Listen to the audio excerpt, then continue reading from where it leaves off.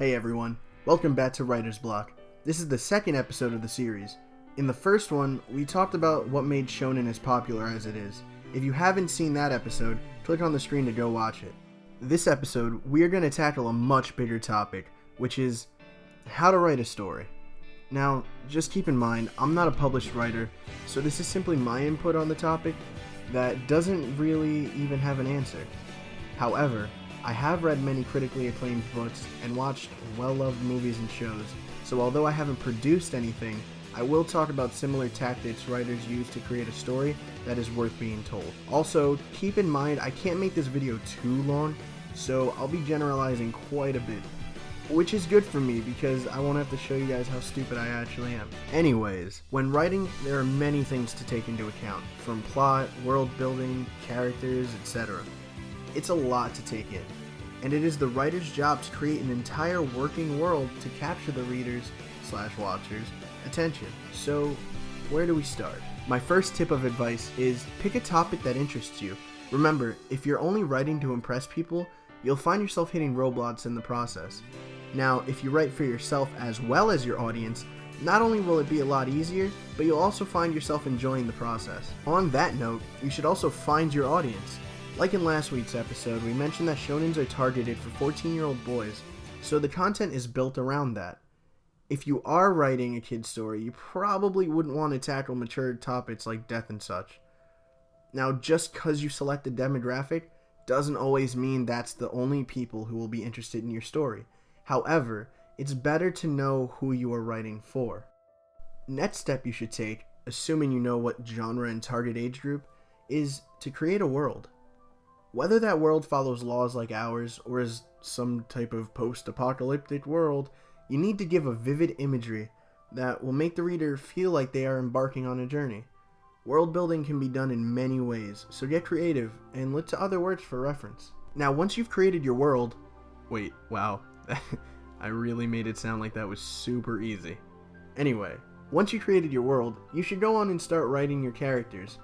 One thing I usually do when creating characters is looking to real life for inspirations. Most fictional characters are just exaggerated versions of real people. The reason doing this is important is it not only breathes life into the characters, but also makes them relatable. So look to people who have interesting personalities and go have fun with it. An important thing to remember while writing is, what am I creating the story for? Whether to teach a lesson, to convey an emotion, or even just because you are passionate about the idea, creating should be done with a solid goal in mind. Art without reason loses meaning, so remember that while writing. When writing, there are many different ways to go about storytelling, and I mean a lot. And this is a huge thing to talk about, so I can't cover it all in this video. However, what I will say is all stories don't follow the same progression. You should figure out where you want the story to go, and then think about how you'll get the reader there. Get creative. A lot of stories have changed up the formula, and I'm sure with a good amount of thought put into it, you could come up with something to differentiate your story from the rest. Lastly, and I know this is cliche, but have fun with it. A lot of people get so stressed trying to write a coherent story that they lose all passion for the project. Remember, writing is hard, and fame doesn't come overnight. Work hard, and maybe one day your story could change the world. I know there was a lot of times where I had potential in a story, but I gave up because all the pieces weren't fitting together the way I wanted to. At least not as seemingly and as quick as I wanted them to.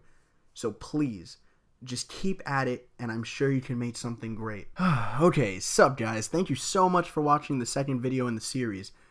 Thank you for all the support thus far, and I hope we could keep this series growing together, so we could talk about more topics like this. Don't forget to follow my Facebook page as well as my Instagram and Twitter and blah blah blah, subscribe.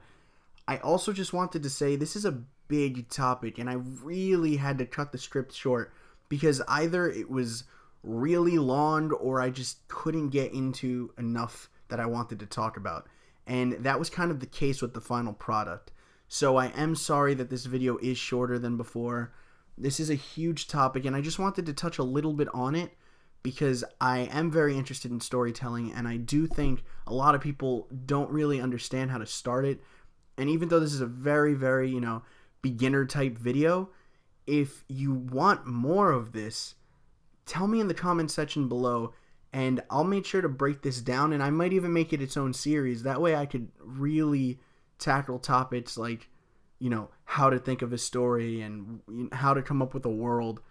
This is very important to me, and I'm sure this is very important to writers that are starting up. So, yeah, if you want to see that, just tell me, and thank you again. Well, that's my time, everyone, so peace.